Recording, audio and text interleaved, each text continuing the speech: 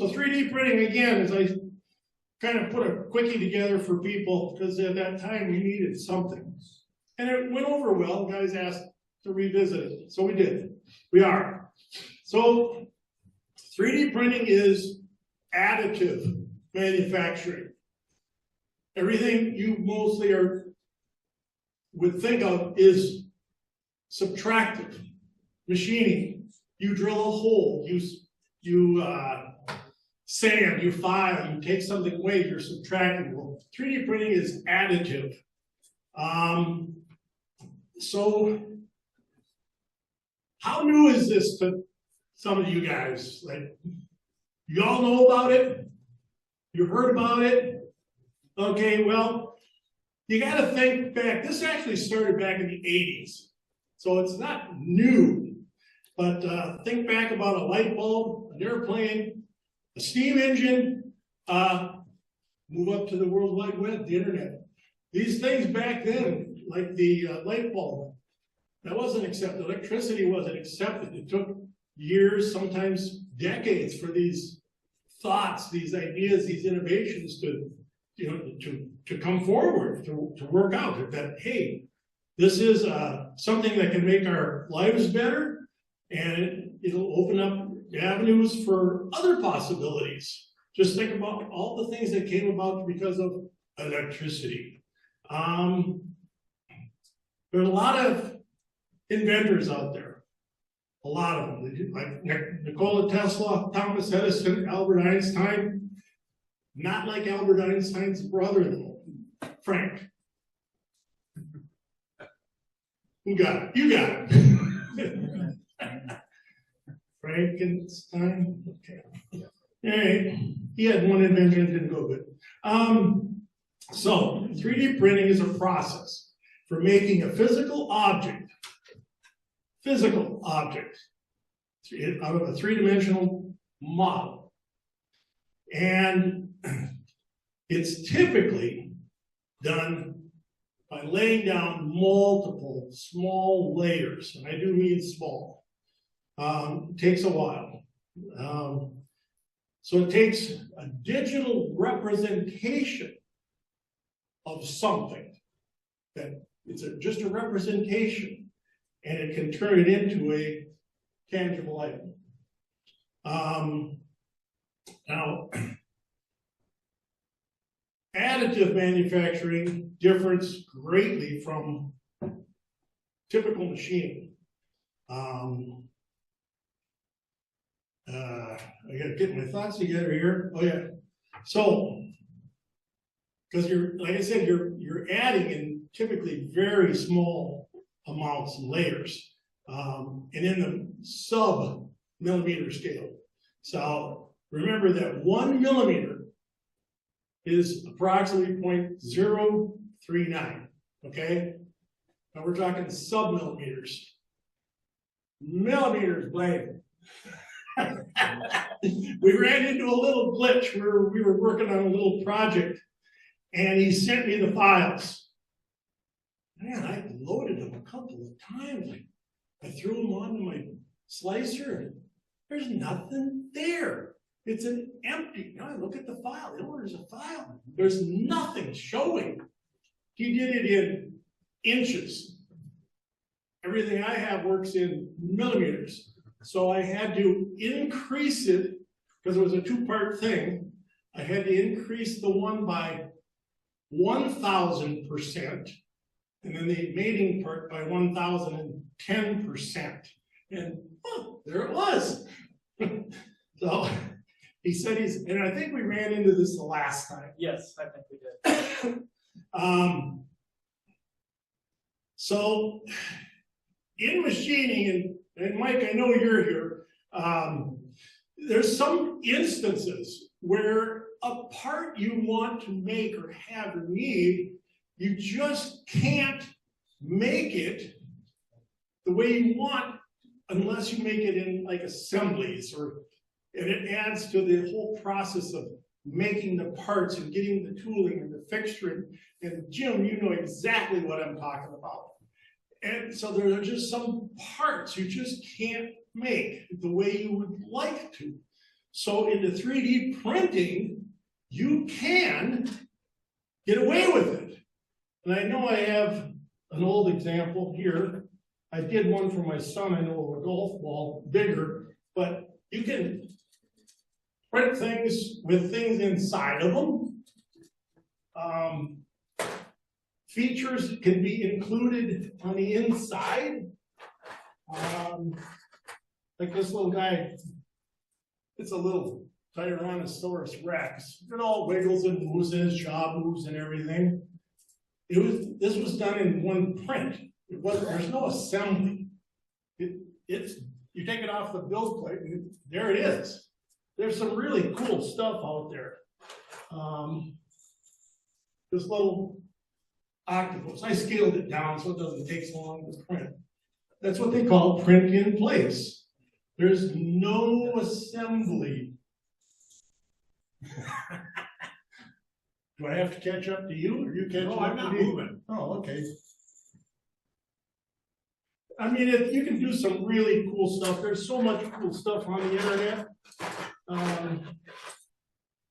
Little lizards, but this is all stuff for my grandkids. Sure. Fidget things were a big thing for them. So here's a screw thing that goes nowhere. There's just all kinds of cool things. You can check it out online. So anyway, you're sometimes able to get away by doing things on a 3D print that you would have to do in an assembly other ways. So it can cut down on time. You can use it for a lot of different things in industry or as a hobby. Phil? Dale or Blaine, don't you have to have a ton of dimensions fed into the machine in order to? He's gonna get to that. Okay. He's gonna cover that in. Okay. The technical stuff, the stuff where he can answer questions. So anyway, this whole new 3D printing thing, when it came out, your geeks, your nerds, whatever you want to call them, it seems to me there's a lot of smart people out there, but seems like there's a lot of people that were involved in what I believe is called cosplay. You know what I'm talking about.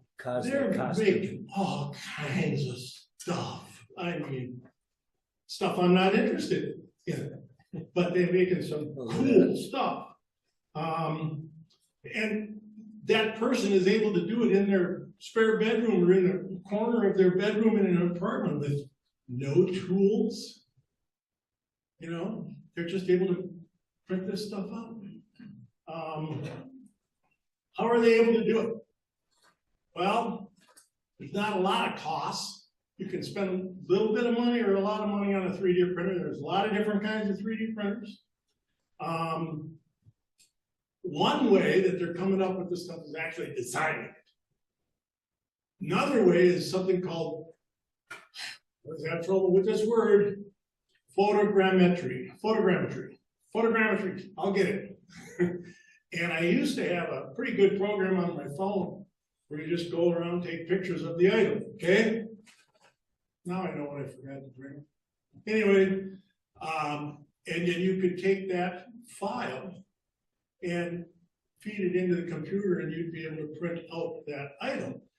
And the item I forgot to bring, I'm not sure where I put it. My niece's husband is real heavy into this type of stuff. He's probably got about 5 different 3D printers of different types. Okay, different types. And I don't know what he does, but probably about 8 years ago, more than that, 9, he took and he used this photogrammetry and he did himself and his father. And then he turned those people into individual chess pieces. And he had them in white, he had them in black. And you look at those chess pieces, and he did them in a Star Wars theme, but anyway, so like Darth Vader, I mean, you look at Darth Vader, you can tell that was his dad. You look right at it, it's right there. These pieces are only about that big. Well, Jared's dad died about a month ago. And at the funeral or celebration, Jared had taken that file of his dad from years ago. He printed out for everybody his little guys of his dad, and he did them in different colors. And I'm telling you what, when you take that thing and you look at it, there is no doubt you're looking at Joe. I mean, that's him. So pretty cool. So photogrammetry, that's one way to do it, an easy way. Anybody done any 3D pictures on their phone? Tried to, not 3D, but panoramic. You tried that? Same type of a deal. You take your picture, you tell it you want it in panoramic, and somehow it takes and stitches it all together. It's the same sort of thing, and that's how they come up with the three-dimensional maps, things like that. You're all familiar with the terrain maps that you had in school and the globe, same sort of a deal. So, anybody have countertops, new countertops put in their house in the last few years? Did they come out with a laser, measure everything out? Yeah. Anybody have WeatherTech floor mats? Same deal. You can do it with a camera. Most of those type of things are done with a laser. Takes all the measurements. They shoot out a floor mat. They shoot out a countertop that fits your kitchen. Same type of a deal. So that's the background. Bert's engine. What's that? I think that's how Bert's made his engine. Didn't he? I honestly don't know. It could be. It would have been a lot quicker. Yeah, the Bert's engine. So I know some of you are up here. So here's a Model A block. I printed it out a long time ago. I scaled it way down. Everything lines up. Everything fits. All the oil galleys are there. The head, everything fits. It's all there. Again, I scaled it down so it doesn't take so long. This didn't turn out. There's one bad part. This I got from NASA. Okay?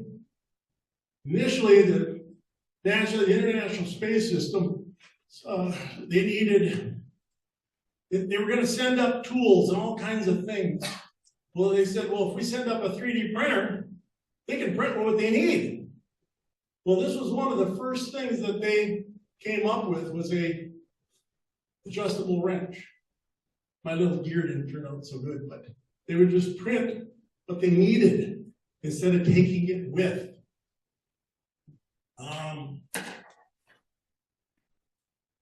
Oh, that's something I made. You guys can come up and look at this stuff, on your own later. I can go in. I don't want to take time away. Here's this little lizard I printed. Did not peel it off of the adhesion plate, what I call an elephant foot or a brim, a build plate. You need it so that while it's printing, it doesn't move. You need it to stay stationary. So I could peel this off of here right now. I've got one item here. Jerome, on that flash drive. Oh. Yeah. Then I'll pass this around. Okay. On the flash drive. I gotta get out of here. I'm putting them to the test again. Oh gosh. And we reversed and reversed and reversed. If you know me, I just do it on the fly. He does. I expect a lot. Yep. Yep. Spiral cone. I can't help with that. Okay, sorry guys. I can't help with that. Oh shoot, really? It's just Try one for the heck of it. Just try one. Try one, what? Uh, Word. It's like I know. I don't know. It's an STL. Yeah, I know. Okay, that didn't work. No. Dang it. I don't have this. Okay, I didn't need an app on my Mac. Well, sorry. STL. Anyway, Well, if it's an STL, I know. this was really kind of a cool little deal. You'll have to check it out. I don't know, can you zoom in on it at all? Oh, hang on. Give it to Blaine. I can play another one. Oh, okay. Hang on. Let me get back to my screen.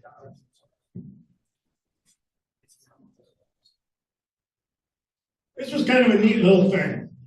I was all set to print this out because my grandsons wanted it. Take a look And at this center it's- screen right there. It's on the screen in the center. And I was gonna print it and they went to a craft sale. And a guy was selling them. And I said, just buy me one. Because he has a multi-head printer that will do different colors. And I don't have that. And that's what it is they're kind of identical cylinders or forms. One is the negative, one is the positive. So the one will slide right through the other one, both directions. If you can kind of get where I'm going with that. Slide it together. Yeah, it'll slide right through. We'll pass it around. It's just kind of a neat thing. Go to some craft sales. Usually there's going to be somebody there with a 3D printer and they'll be printing stuff out right there. I don't know how they do it. I've been to threshing shows and they've got their little generator on a table. And I can't do that. I got to have rock solid. And they're printing out stuff as kids want it all day long. Yeah, we'll just pass that around. It's just kind of neat. There's all kinds of things you can, if somebody can think of it, it's out there. Dale, Yep. if you had a good printer, how long would it take to make that last thing? Well, you'd set it up so it did both of them at the same time. Remember, you got one nozzle. It prints out at a 0.4 millimeters, right? Small. It takes a while, but I would think, that this is a guesstimate, it would probably still take somewhere around 5 hours. There's a really neat one I found this past week, and I thought, oh, that'd be cool. And you're not gonna be able to pull the picture up because you can't open it. But what it was You can. if I put it on there, I might have not even bothered. It was a dice holder for game dice. But the guy that designed this thing must be a freaking genius. It's round, and as you twisted it, all these hatches opened up, and you put a dice, 1 or 3 dice in each one of these things. I was just blown away by it. Yeah. 3D printing, is it always plastic or can you do other materials? You can do other materials. You can get metals. There's a company over in St. Paul, Drone. There is a company, and I've actually watched it, where they actually pour cement.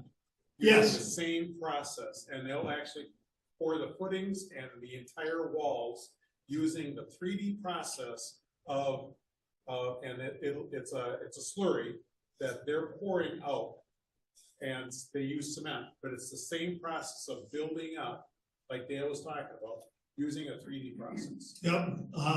They put the pump, the machine, the CNC pump, say like in the middle, and then the cement trucks. I'm sure it's got to be a special cement, and this It's a thing wet takes cement. it, and the arms come out, and it just puts your walls in, and well, there's a window that goes there, and oh, there's a door that goes there, and prints out your house.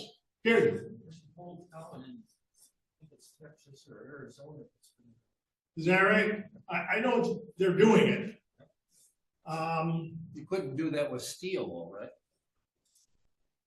3D print. Yes, there's different, and I don't know really, Mike, do you know much about the sintering?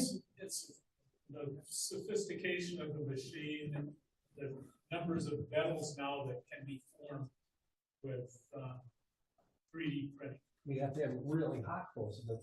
Well, yeah, it's a process, and it's, you know, it may be a metal part, but you may then use, or even a plastic part. And then you could use that to form the cast to then cast. Yeah.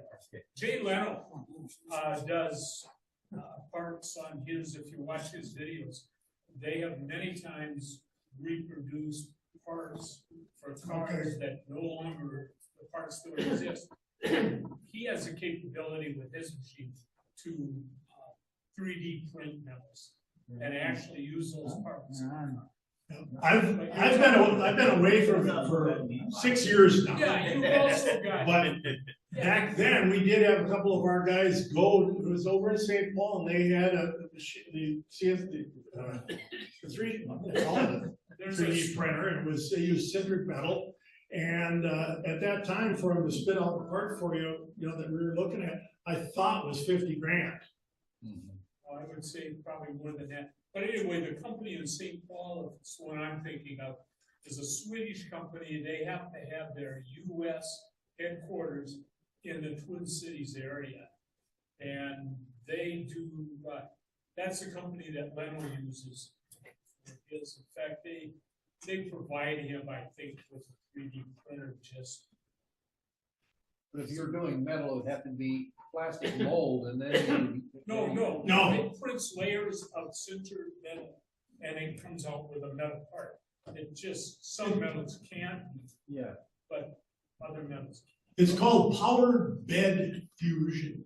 Yeah. They typically have this bed of whatever it is, and they heat that up to a constant temperature. Then they'll come in. Now, this is where I drop out of the picture and I have to read it. Typically uses a laser, okay? Typically. There's other ways. They sinter and fuse the atomized powder particles together. Like other additive processes, this is done one layer at a time until the part is completed. Powder bed fusion technologies are direct metal laser sintering, selective laser melting, electron beam melting, selective laser sintering, and multi-jet fusion, of which I know nothing about. Yeah, but you have to have a very high temperature to melt that metal together. Sure. 1500. Yep. Same with the 3D printers. There's all different types. Yeah. I have a pretty standard type. Lisa's husband, he's got, like I said, he had 5 of them. One of them is in a help me out. It's liquid. It's liquid, and so his is upside down, and it uses ultraviolet light instead of a laser or heat. It's where the points come together, and when that ultraviolet light hits it, it turns hard. Okay, so his build plate is submerged, and as it comes up, it is built. And when it is all done, you have to cure it. So there's a special ultraviolet light you can put on it. What he does is he takes them out and puts them in the sun. Done. So he has to do his work in a dark room. Because if the ultraviolet light hits it, it's hard.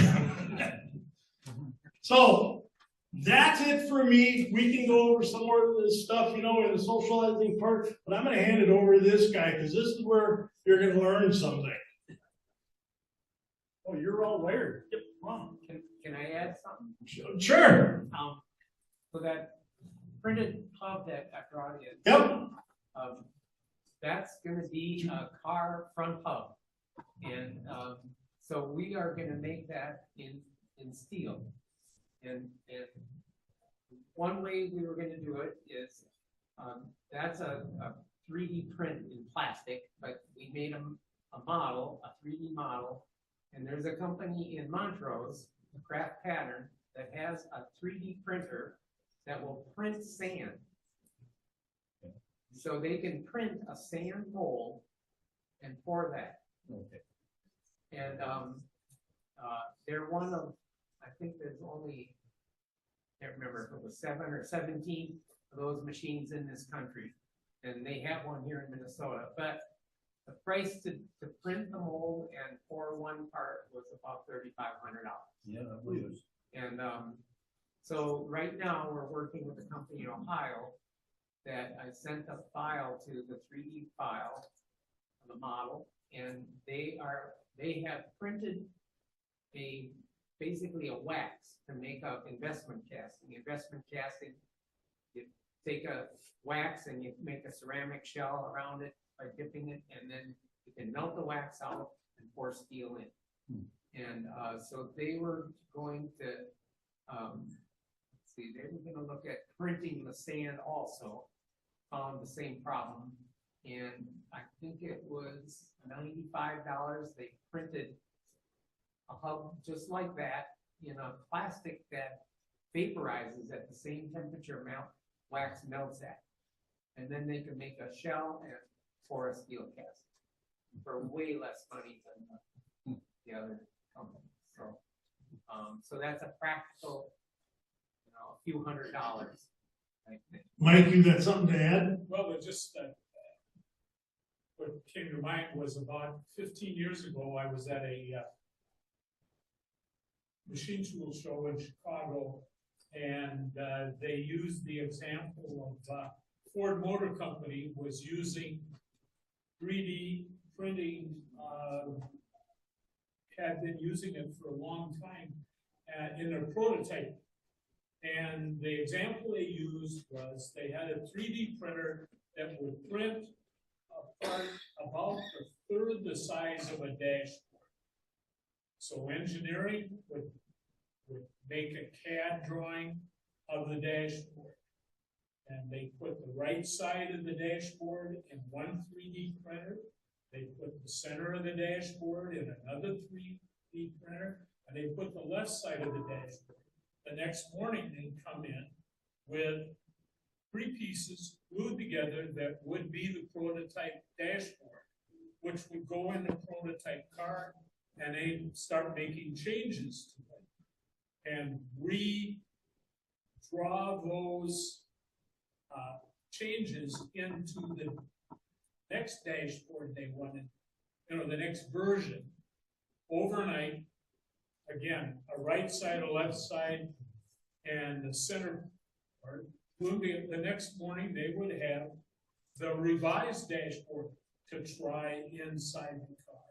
And it was, though the dashboards were an identical shape, they of course weren't the dashboard that Ford would use to, you can't make Ford dashboards that take overnight to produce them. But the idea was it was much faster than the clay mold and carving system that traditionally had been used in the automotive field. Yeah. Now, my little printer, I've got 8 by 8 by 8, that's inches, 8 by 8 by 8, that's my parameters I can use. But it wasn't too long when they got going on making these things that people need, I need something longer. So they actually then came out with a conveyor. You could have that conveyor really as long as you wanted, but the conveyor would move. And you could print a longer part that way. It's just, somebody's just gotta think of this stuff. All right, I'm sorry, far less practical, but kind of fun and interesting. They have printers that will print chocolate. For your next banquet, you can print model eggs for dessert, and, Or engine blocks. And for dessert, yeah, they're pretty cool. they would have to be cool. All right. And again, you guys wanna go have coffee or something, just slip out and slip back in. Okay, can you hear me? Yeah. Is the audio good enough, bro? Tell you what I'm gonna have you do is, turn on your mic on your computer. Okay. We're gonna use that and this house sound, And we're gonna see if that's gonna work okay for the people listening. Okay. And then I'm gonna try to mute here. Let me do this. Mute here.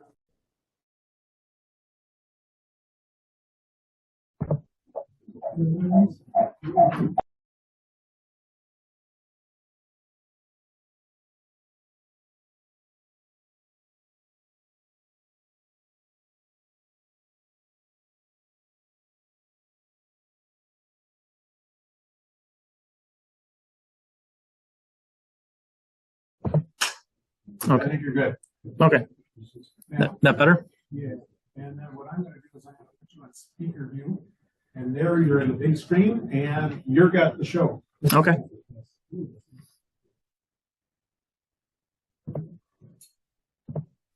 Dale, did you want me to share one of the files that you had If we got time later. later? Okay.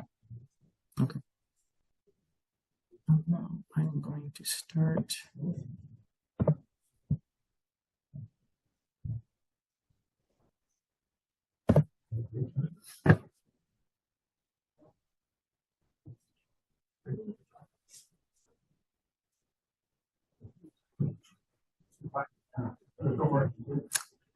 Do I have to reshare again? Are you not sharing? I sent a request to share, yes. Oh, shoot, I'm sorry. Did you? I think I ignored you. Sorry about that. There you go. There we go. There we go. Okay, first off, for everyone who may or may not know me, my name is Blaine Maus. For those who do know or don't know, I am the current junior board member for Twin City Model A Club for 2024. I will become the senior board member for next year, 2025. But where I want to start with kind of following up after Dale's introduction or follow-up of 3D printing is I'm going to move towards the CAD side of the 3D printing, the other half that is required to create a 3D printed part. You need some sort of CAD data or files in order to 3D print something, because 3D printing, it's all run off of a computer-based software.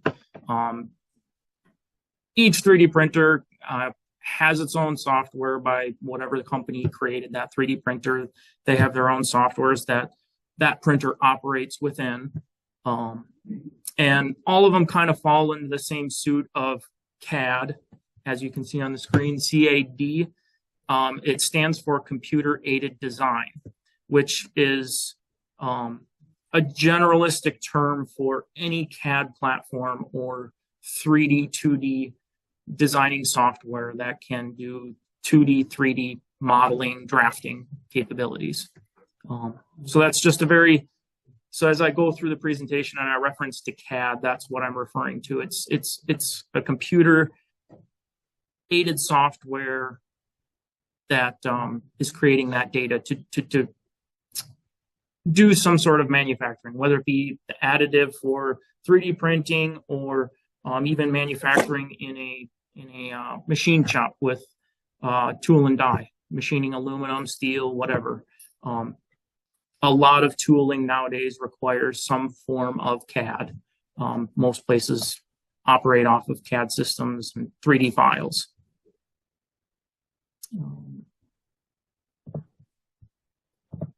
So where I'm going to start is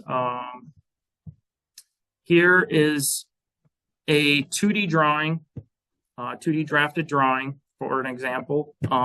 What it is a Model A two-door. I modeled up a Model A two-door and I just kind of created an external shape, hollowed out the inside, created some other shapes, and essentially translated that 3D data onto a 2D drawing. So as you can see, I created different views. You have a front view here, which shows the car kind of in a side profile. I have different dimensions. Is this fully dimensioned? No, but I thought for the purpose of the presentation, it's done well enough. You can kind of see different dimensions showing some overalls like here and here. Other dimensions towards specific details, whether it be to the top of the trunk or the radiator cap, size of the window openings, radiuses, all that kind of stuff. So if you can kind of think of the same generalistic dimensions on any sort of item that you're going to dimension, whether it be even this hub that was, shown earlier, you're going to dimension the size of the diameters, bolt circles, all of that kind of stuff. You're going to place all these dimensions.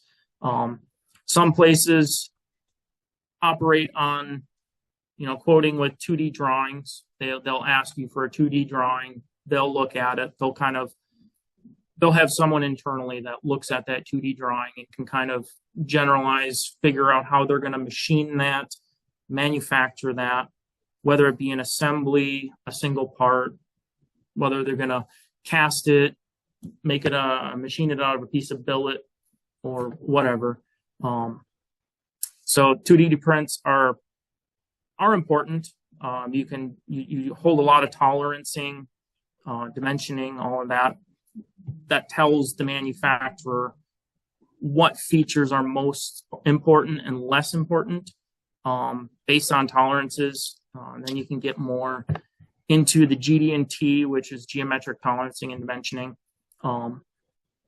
That starts getting very, very, it turns into a very deep rabbit hole, if you will, of things become related to one another, and if something moves dimensionally, it affects other things within the part in the drawing.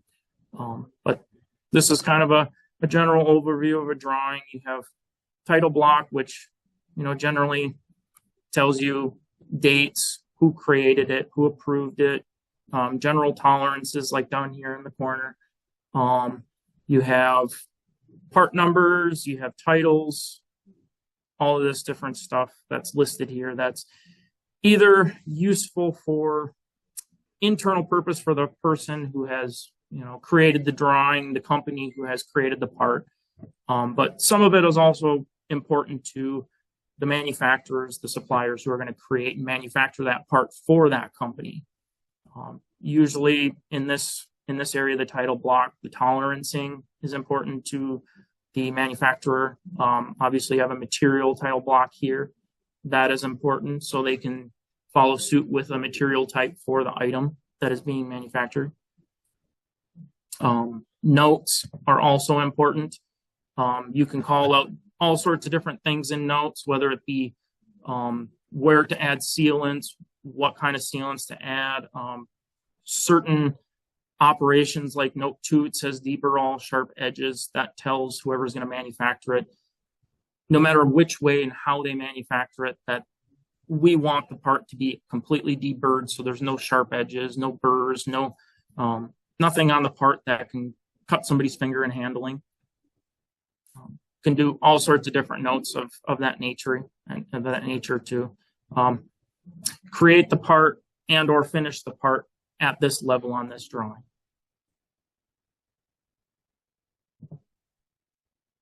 And then I'll roll into, here's the 3D CAD data. So as far as the CAD data goes, you have a model tree over here that has all these features in it. All of those features are tools and items within this CAD data or this CAD platform that I use. It's called Unigraphics or NX for short. This is one of dozens of different CAD platforms out there on the market. Some more common ones would be like SolidWorks. Most people know what SolidWorks is and are familiar with that. That's probably one of the most well-known. Creo is another well-known one. I'm trying to think of AutoCAD is generally only 2D, but another well-known one. It's been around for many decades. But they all operate in similar ways. They just have a different looking interface. Buttons are different, icons are different, but they all do the same thing. And basically what you're doing is, let's see, okay, there we go. You've got all these tools up here on the top. You can set these up however you want. You can click any of these tools and it takes you into a function of, okay, you want to do an extrude. So this particular tool is an extrude, and it asks you all sorts of different questions once you engage this tool. It asks you, where do you want to put the extrude? What direction do you want the extrude to go? And then you have distances in both one way, both ways. You have a drop down here of adding, subtracting, intersecting other features and items within the model space that you're working with. You have more of adding another thing of draft, offsets, all sorts of different things. You can change whether it be solid or sheet body.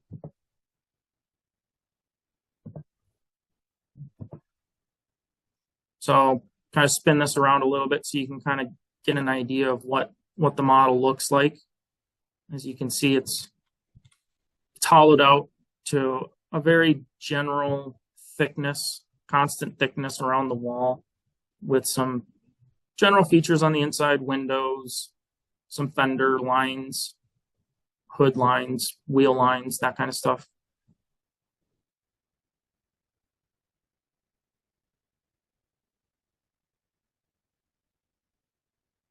So generally when you do CAD design, you will start creating a 3D model like this first, and you'll go through, create all these features.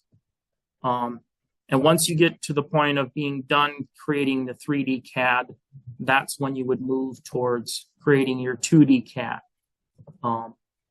Because the 2D CAD can't be created unless the 3D CAD is created first. So basically how it works is I create the 3D CAD, I can add a view on this drawing, and it's just as simple as creating, there's a button up here that says base view.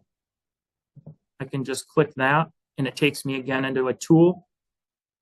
I can click that this is the part that I'm working with. It asks you what view you want, and I can just go through and click one of these views that I want, and so much as drop it on my drawing sheet. Question, Blaine. Yes. So this is just the view, right? Yes. Can you do updates and editing on this view? You have to go back to the 3D view to do any updates, and then you redisplay. Correct. The 2D. Yep. So any changes that happen on the 3D model automatically update into the 2D drawing. But you can't do it here. This is only a drawing. This is not the model. Correct. Every CAD platform kind of operates different. This one's kind of goofy in that you do have a model space within the drawing in this particular CAD platform. So I could change this model here, which will only affect the 2D drawing and not the 3D model. But most CAD platforms, you change the 3D model and the drawing updates to that. Could you, in this model, and I don't want you to do it right now, Mm-hmm. could you add like a little radiator? If you were, Yeah. Could you do that? Could you do that like right here, this view, and just say, hey, I want to add this little thing on top of the radiator? Yep. Yep. So if I go back to the 3D model here, I can see, let's just say, just for something drastic, I will make a sketch on this plane. And let's just say I take like this line here. I'll project a line up here. I will connect these two lines here. With that, I am going to. Now, are you like doing a right click or a left click? It's all left click. So what I just did there was I use the line tool. This other tool over here is Project Curve, is a tool that you can take an existing line off the model that's already there and use that as a line rather than redrawing the line. Okay. So what I did was I just created a shape here, just kind of a square, if you will, and I'll click Finish on the sketch. And what it's going to do is it's going to want to ask me more information of distances. I'll just say a 1/4 inch here. It'll say, do you want to add, subtract? What do you want to do? I'll say, I'll unite, which is adding material. And I'll say apply. So now what it did was it added this block on the top of that car. Okay. So now if I go back to the drawing and I click on update here, the drawing will update, now showing that block on top of the car.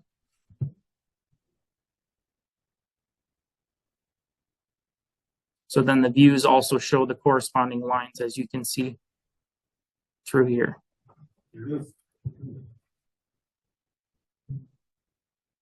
And then again, Blaine, even on something this simple, there's probably hundreds of dimensions. Yeah, on a real part that's more complicated, there could be thousands or tens of thousands. yes, yep. And if you're going to fully dimension something that has hundreds of dimensions, tight tolerancing, GD&T, that's when you can get into doing multiple sheets.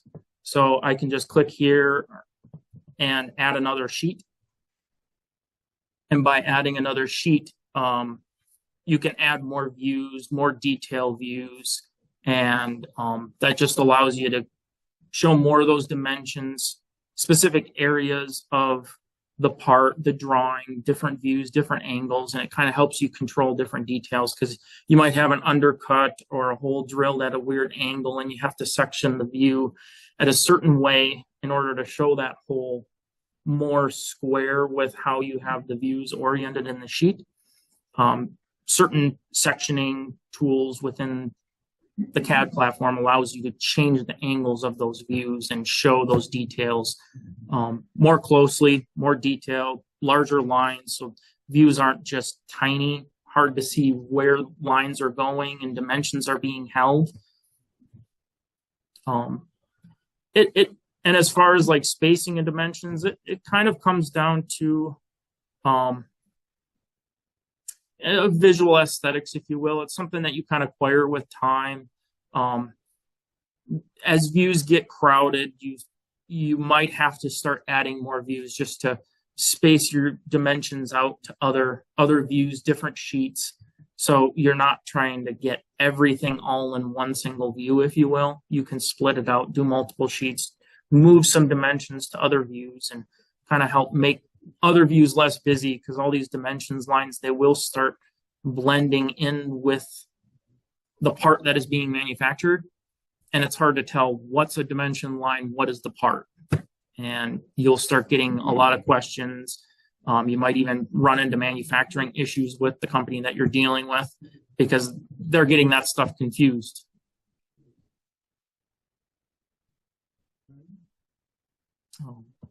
What program are you running? This is Unigraphics NX. It's made by Siemens. I'm familiar with SolidWorks and Fusion 360. Yep. They all kind of do the same thing. Yep. SolidWorks is very similar to NX, this particular software. There's a few things that are different, unique to each software, but they both operate in a similar manner. Yep. Similar tools, similar functions. How many different versions or different software tools are you versed in? I have used Pro Engineer. I used that for 7 years. I used SolidWorks in college, and then my previous position within the company I currently work for, I used SolidWorks for 5.5 years, and now NX, I'm on my 3rd or 4th year. They're all similar but different. Yep, they're all similar, very different. I would say NX and Pro Engineer are very similar to each other. They're very complex. The tools can be a little confusing to use and operate. Because they ask so much, they throw so much at your face right away when you're trying to use the tools that it's hard to kind of figure out, okay, what is the prompt asking me? What is it asking me to do? What information does it need? And if you don't click things in a certain way, the tools may not work correctly. Where SolidWorks is a very good platform for a beginner CAD designer. The tools are very user friendly. They're very upfront and easy to use. You can't hardly make a wrong click anywhere. We have a question from an online person, Okay. Mr. Paul Shin. Yes. He wants to know if you could 3D print a Hubley. Like the die-cast Hubley models. Could you possibly do something like that? Yes, I mean, you could if you spend enough time modeling all the details of the full car in a 3D. If you can imagine this model mirrored over to the other side, so you have both sides of the car, you could 3D print that. And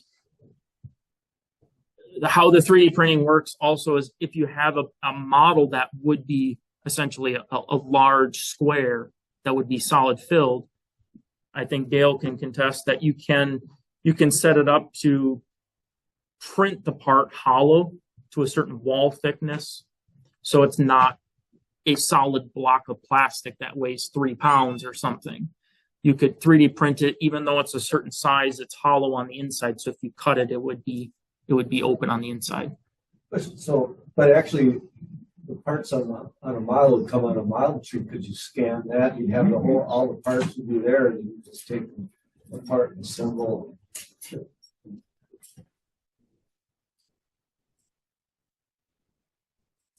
I was just going to say, I talked about photogrammetry.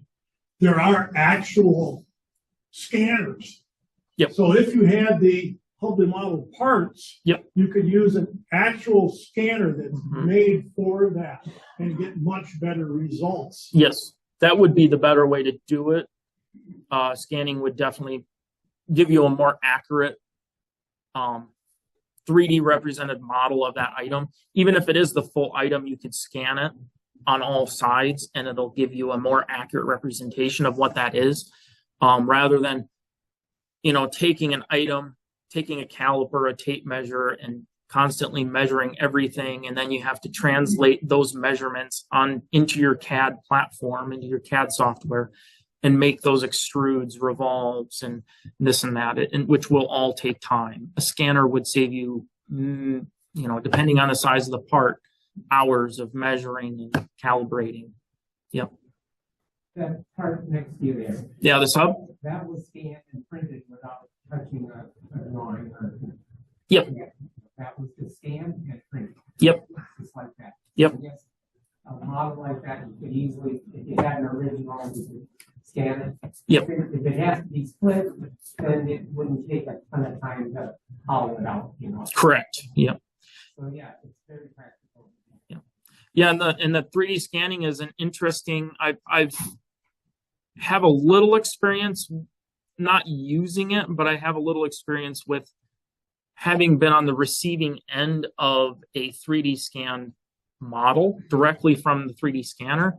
It is interesting in that when they 3D scan a part, basically the scanner is plotting points, a bunch of dots, points, and they all have their X, Y, Z coordinates. And when the scanner finishes scanning, what it's doing is, as you're scanning that part from all sides and whatever, when it finishes scanning, it creates this space, this black space with all these dots in it, and it connects all those dots, creating the surfaces of an item that was scanned. And sometimes those scanning files on the CAD side of things are pretty messy when they're received. There's a lot of surfaces crisscrossing and corners not connected and broken. It's usually a surface body. So then a CAD designer would have to come in and do some repairs of that 3D model in order for it to be used for something like manufacturing, 3D printing, so on and so forth. That hub is a good example. Yeah. There was a lot of imperfections. Yep. And we just threw away the file and we can throw away that print. And I drew it up in a 2D CAD drawing and my son did a 3D model. Okay. And we didn't use any of the data from the scan for that print. So Okay. Yep. it's a lot more time to fix it than it was to draw it up. Yep. And that can be the case for certain things. This hub is a good example because it is a pretty easy part. Probably the only complexities to it would be draft for casting, because this would be a part that would have been cast originally and then machined. The hub in your camera. Here it is. So in that case, we drew it up with draft because we're going to print a sand mold. Yep. And then when we decided to do a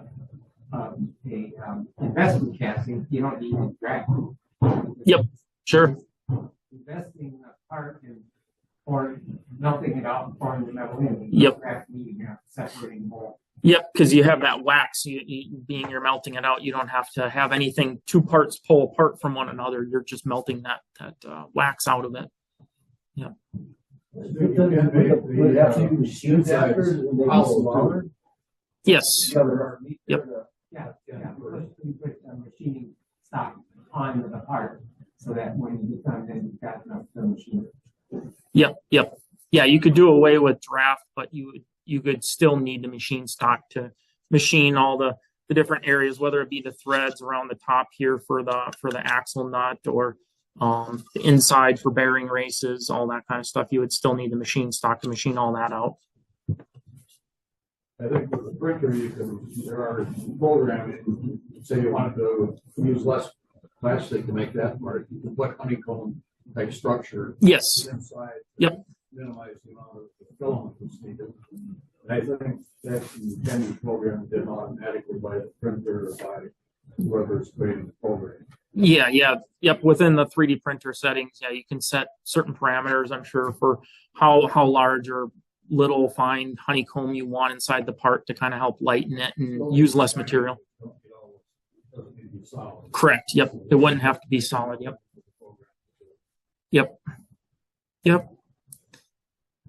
So I was going to show quick for this particular part, what I had done for an example is in how I created this model. I will just create a new part here quick, and I'll just kind of show you what I had done, which is a slick way to do it if it's kind of the best that you have. I'm going to create a coordinate system here. So what I had used was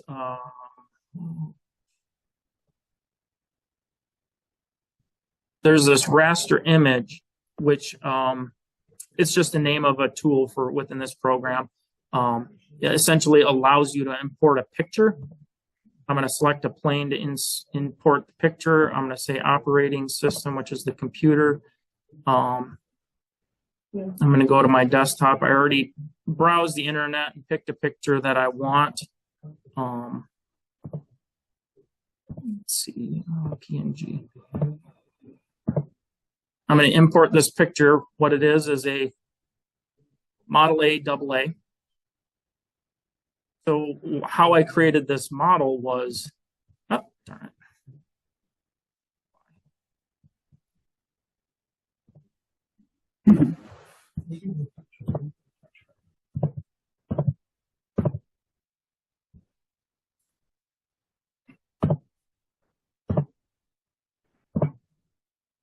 So what I did with this was I placed this picture within the model space. And then what I did was I just went to my modeling tools. I created an extrude. I specified the plane that I wanted to sketch on. And now I can literally start drawing lines. So I can place a line like right here. I can place another line here. And as you can kind of see, I'm just kind of starting to, kind of create a profile of a truck, if you will. and I can just start drawing like this and placing lines. Do an arc. You do the arc. So there's a couple of different ways of doing an arc. I can either do it by 3 points, or I can do it by an end point and a center point. So I can pick a center point and then 2 end points, or I can pick 3 points of like, okay, I want the arc to begin here, I want the arc to end here, and then I can just kind of stretch the arc if you want to whatever size you want it. The reason why I'm asking is, and I think you know this, I digitize for machine embroidery. Yep. Doing things like this. So I build up thread on top of fabric. So I do things like this. And what I end up doing is to do an arc, I'll do a left click on a starting point, I'll do a right click, and I'll start doing this arch by using right clicks, and it'll do a perfect arch, as opposed to a straight line, which is like the W. Right. Which is point, point, point, point, which is left click, say it real fast. Yep. Left click, left click, left click, left click. I can make solid straight lines. Yep. Or I can make a very nice curved line. And that is using my right click. That's why I was asking those specific questions, because I'm wondering if it's similar in nature, because this is based off of CAD work too. Yes. Okay.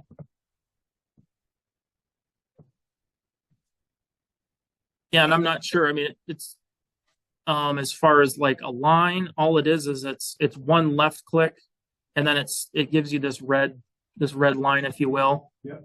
And then I left click again, and it places a line. Okay. And that's how I do straight lines. Yep. But for me to do a curve, I hit a left click, I start my point, and then I'll go, like for instance, I'll do a right click here, and it'll do an arch. Okay. Like an S curve. Okay. So that would be like a spline in here. Okay. So in a spline within this CAD, I can do a click, a click, a click, a click, a click. I can do as many clicks as I want. There you go. And it keeps. I see the outline of the circle. Yep. Yep. I see it. It kind of creates a shape, and then you can specify it to be opened or closed, however you want. It kind of changes the curve, if you will. And that's exactly how I do it too, because I can do an outline or I can do a fill. Yep. There you go. We're literally working with the same kind of software. Yep. In essence. Yeah. So back to what I was doing. Yep. I just kind of went through and I kind of created a bunch of lines. And essentially, but at the end, I'll just kind of create another couple of lines here.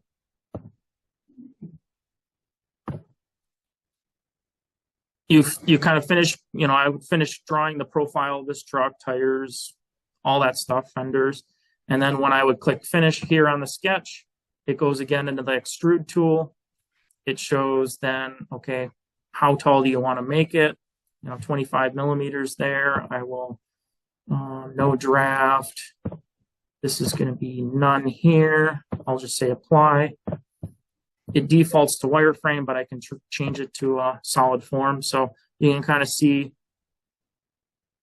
how that works. So that's it's another way of, creating something. If you had to work, off something 2D, you can just literally place a picture. You can start drawing something. And if the picture isn't the right scale, say you want, something to be a certain dimension from, say this edge up here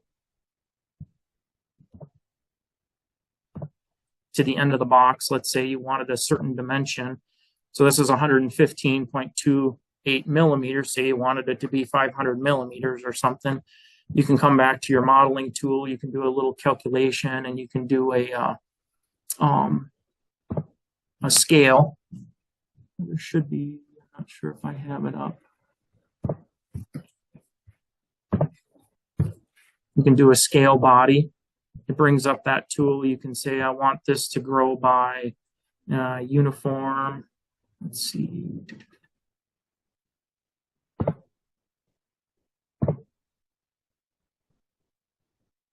Specify point. So it's going to grow by a certain point. So depending on what point I pick, it's going to grow differently. So this is based off the coordinate system down here.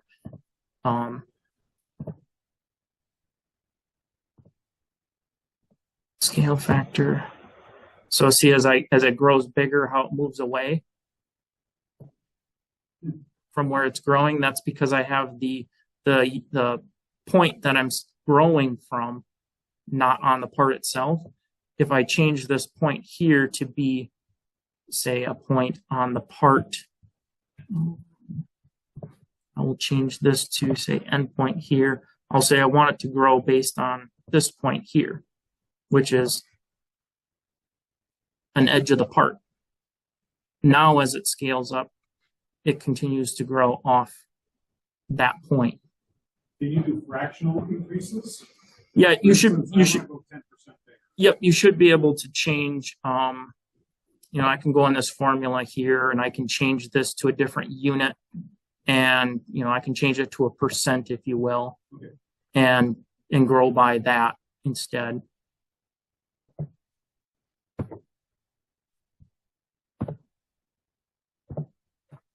So that's another way to do it. So if you have something to start with, you can kind of. So when you send something to manufacturer, do you only send the 2D drawing to the manufacturer and that's all they get? Or is there more to it that you can actually send? So when it comes to the company that I work for, we usually send 2D first.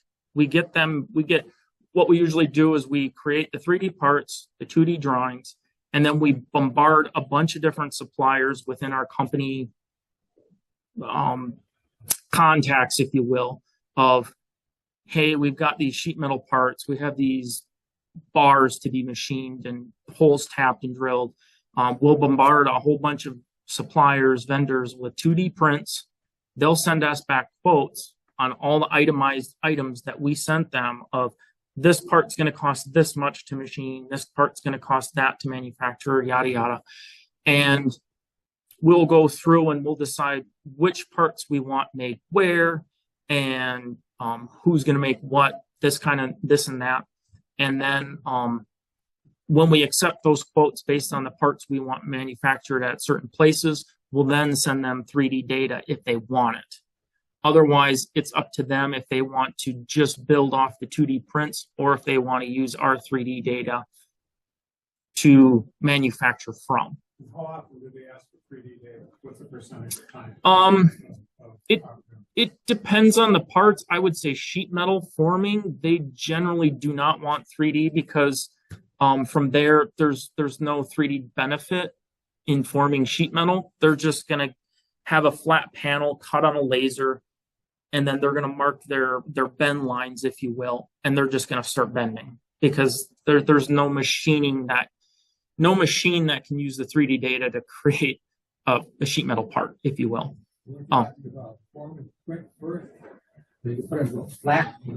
Yes. Yep. So on a 2D print of a sheet metal part, we would have the part dimensioned on one sheet showing it in the form state of all the overalls formed with all the bends and directions of bends. And then on a second sheet, we will show our flat out, which is the part completely flattened out, no bends in it. It'll show the bend lines and dimensions to those bend lines, and then the directions that those bends get bent. So then the manufacturer knows, okay, if I manufacture this part in this state flat, I have to dimension from this edge over this far. That's my bend line, form up at said degree, and yada yada. So sheet metal, we generally don't send 3D data. Bars, plates, that kind of stuff. Depends on the complexity of the part. If it's just literally a 6-inch bar with 3 holes drilled in it and tapped, they generally don't need that because it's a very simple part. But we do have other parts that are very complex, very detailed in machinings.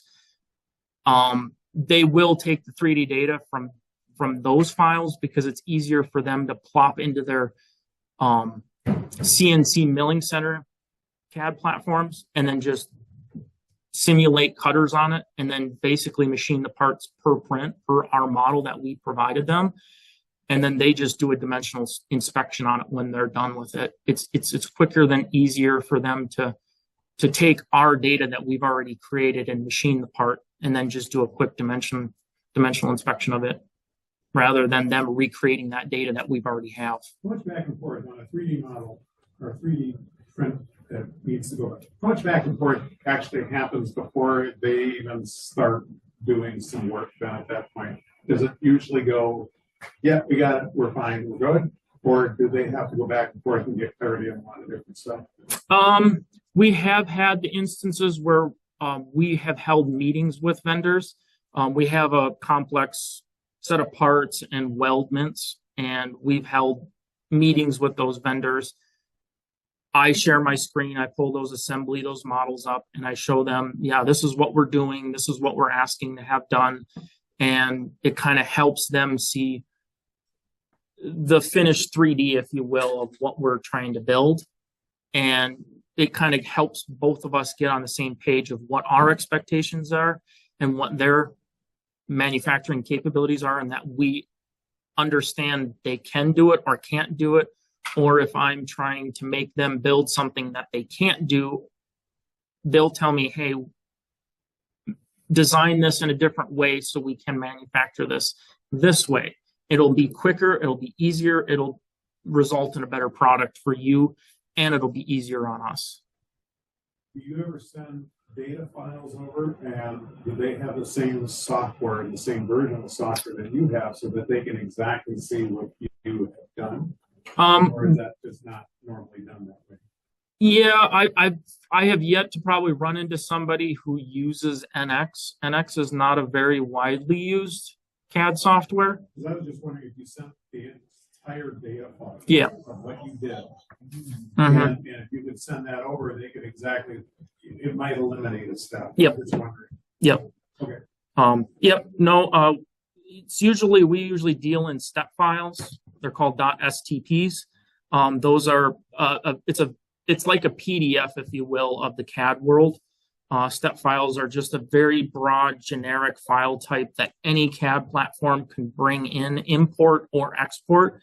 And those files, they do unfortunately become dumb in that you lose all of these features in your tree. They just become a solid body, if you will, or a single feature within the tree. But it gives you something to start with. It's not perfect for me. Yep. It's a dumb file. Yep. I can kind of show quick one of the assemblies that I'm working on through work. You also got a question too. When you go through all this work and you send some part out, the hard work that you did, is it kind of like copyrighted, or you have some type of legalese that somebody can't take that and use it afterwards? So the division that I'm in within the company that I work for, it is very touchy because we're actually in aerospace and defense. So a lot of the data that we have can't really be shared externally from our company. Sending files through email is a absolute no-no. You get hand slapped bad for that. We usually have to use secure file transfer sites with passcodes and all this certain stuff. We have legal teams that tell us what we can and cannot export, how we can export certain things. It becomes a whole gray area of sometimes you kind of know what to do, other times you don't. And you have to kind of pull in a bunch of people like, hey, I'm trying to do this. What can I do and what can I do? And then you get a bunch of people, legal, some export people within the company that tell you, no, you can't do it this way, but you can do it this way. And it becomes a whole thing for the division that I work for. When we deal with our customers, we usually take the model that we're making for them and we fill it solid.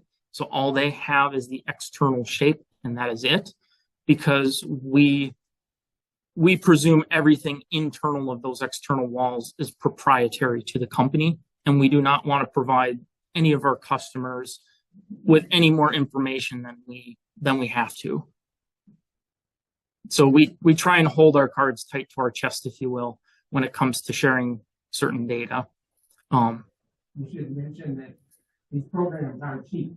No, CAD platforms are very expensive for an annual license. You usually pay by the seat for how many. Yes. Yep. Thousands of dollars. Yep, by the seat, and you're probably spending exactly thousands, tens of thousands of dollars per seat. And There renewals. is a- Yep. I'm not up to what's really recent, but Fusion 360 is a very good platform that's free to private individuals. Okay, And so if. Platform if we all 360? get that- Well, I'm not sure anymore, but they were competing against SolidWorks. okay, So you have to buy seats in Fusion 360, just like SolidWorks and these others. But if you're a private individual or a student, you can get a free version. And okay.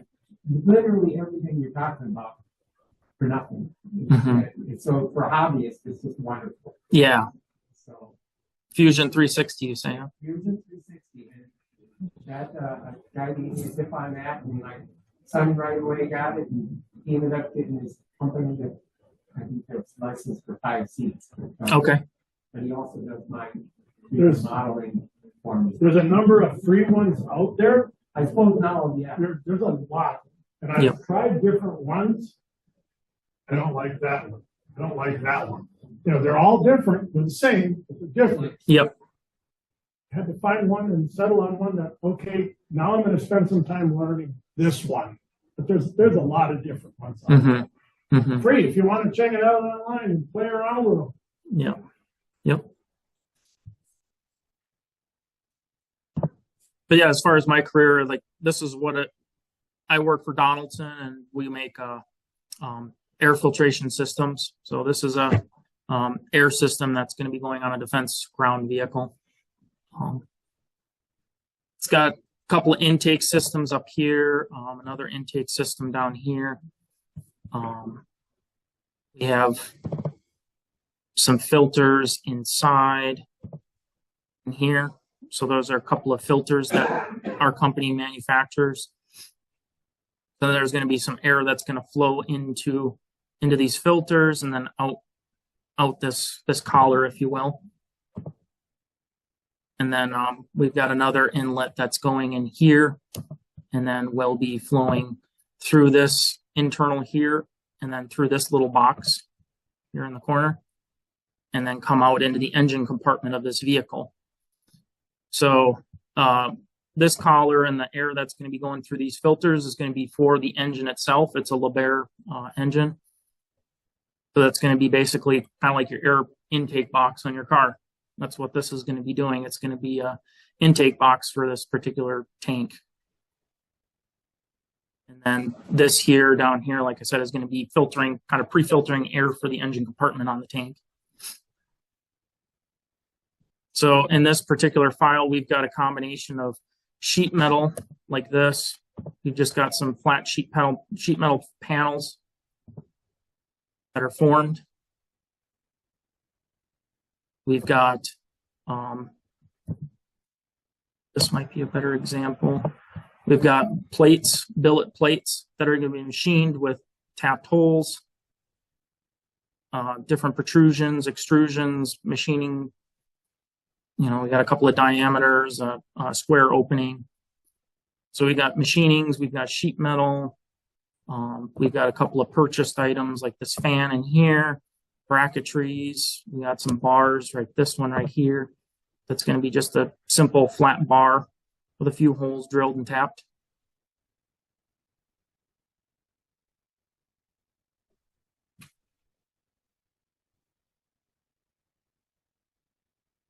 Are there cyclonic filters in there?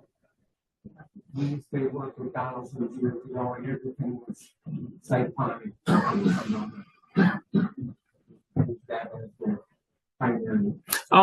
So the cyclonic filters are probably from a different business group that I'm a part of. Yeah, we have 3 or 4 different business units or verticals within the company that have business units within them. And I think the cyclonic filters is, trying to think if that's the old Torrit. I think that's the Torrit division, IAF, industrial air filtration. And they used it,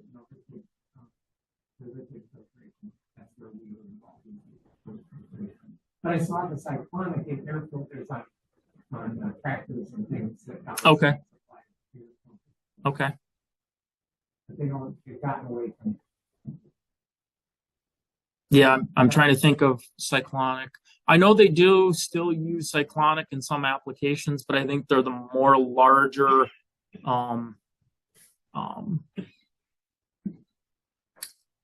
larger business, like manufacturing facility applications. Like you have a building that's filtering air from a certain area that's got all this dust in the air, and the cyclonic filters are used to take a lot of that dust out of the air very quickly and in large amounts.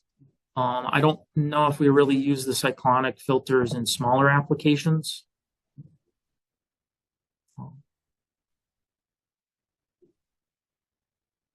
I see the TV screen is very behind. Oh, it is. Yeah. It's because we're zooming. I'm picking up your Zoom. Okay.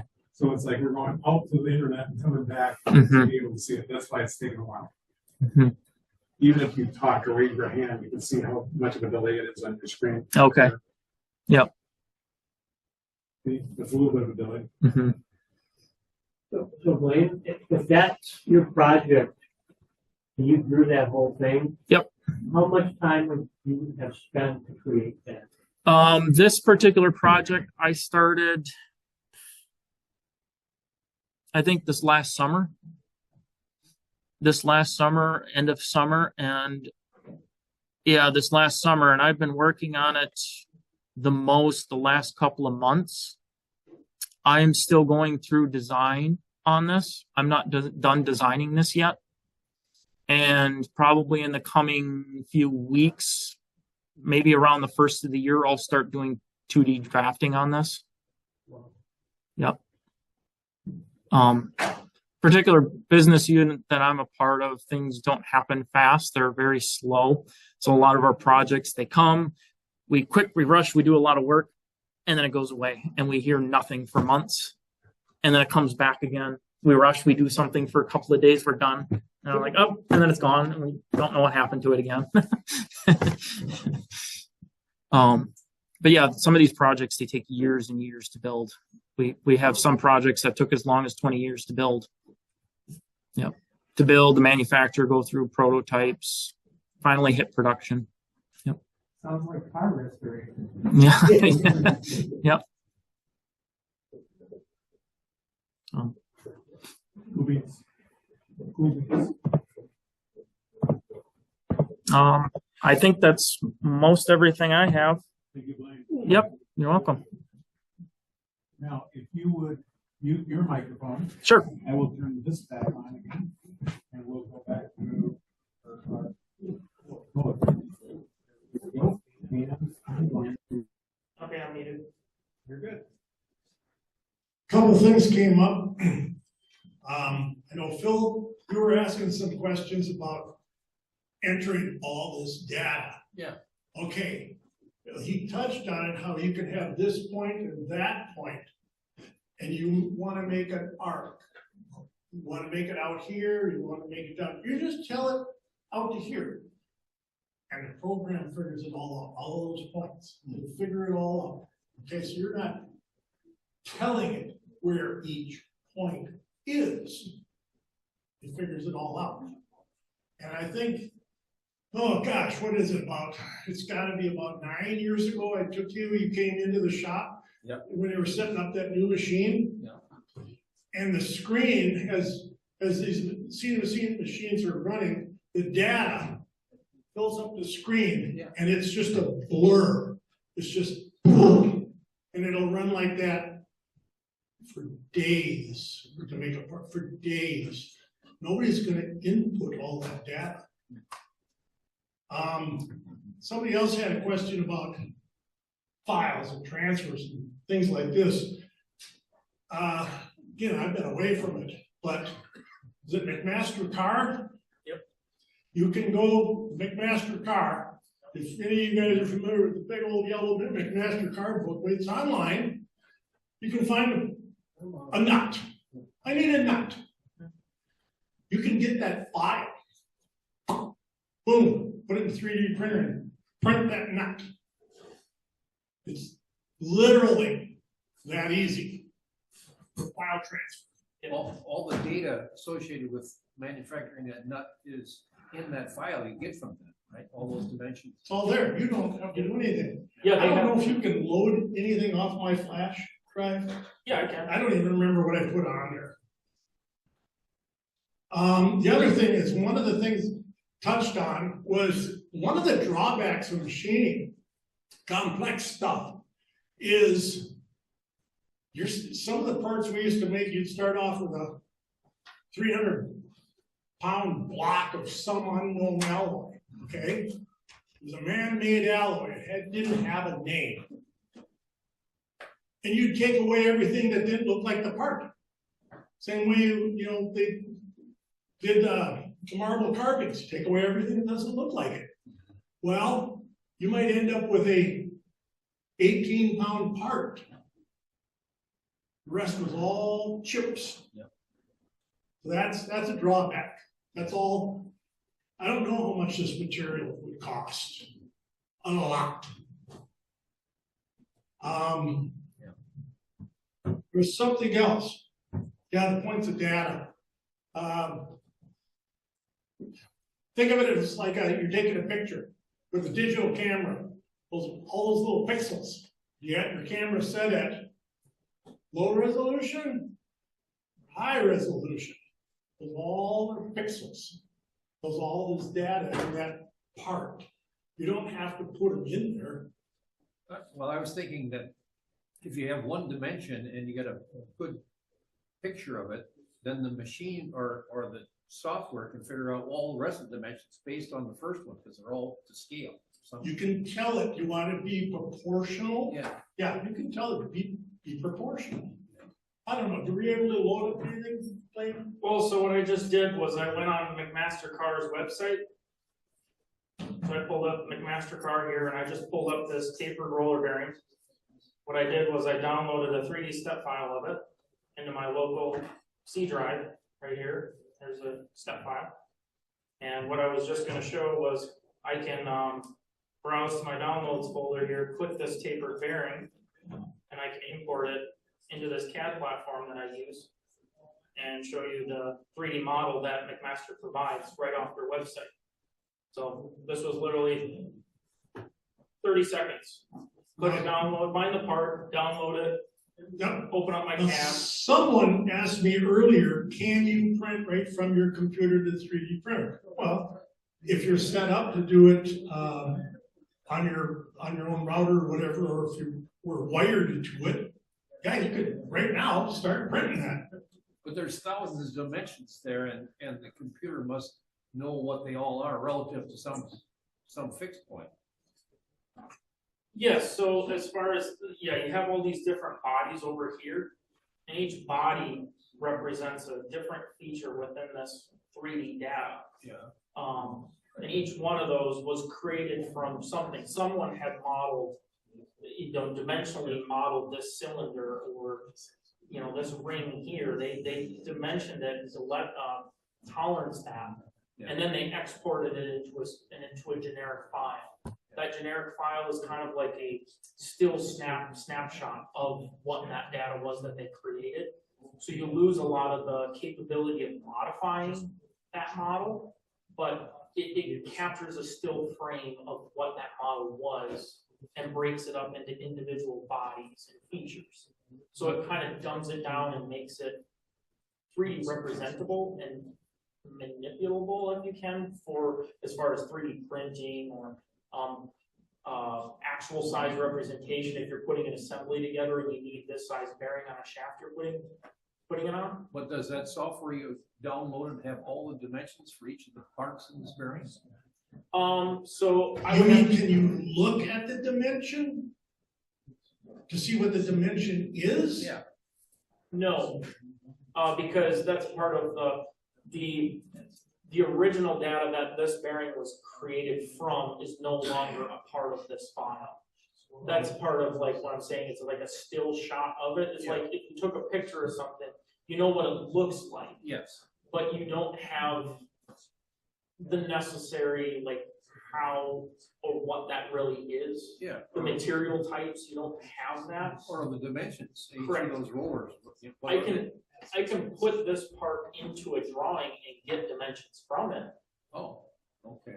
but, as far as, or I can use this measure tool that I have up here and I can measure and see, okay, what's the diameter of this inner bore right here? Yeah. And it'll tell me it's 50.8 millimeters Oh. radius. So that would be 101.6 Okay. millimeter diameter. So all the dimensions are in there So somewhere. they're there, but they're not visually represented. Okay. You could take this, put it on a 2D drawing, and pull those dimensions off into a drawing if you wanted. But the model itself is, I can manipulate it with certain tools, but as far as like going back into an extrude feature and saying, change from this diameter to this diameter, I can't necessarily do that. Yeah. Because this is kind of a still shot of Yeah. what it was when they exported that generic file. Yeah. Were you able to pull anything off my flash drive? Let's see. Let's see if I can remember.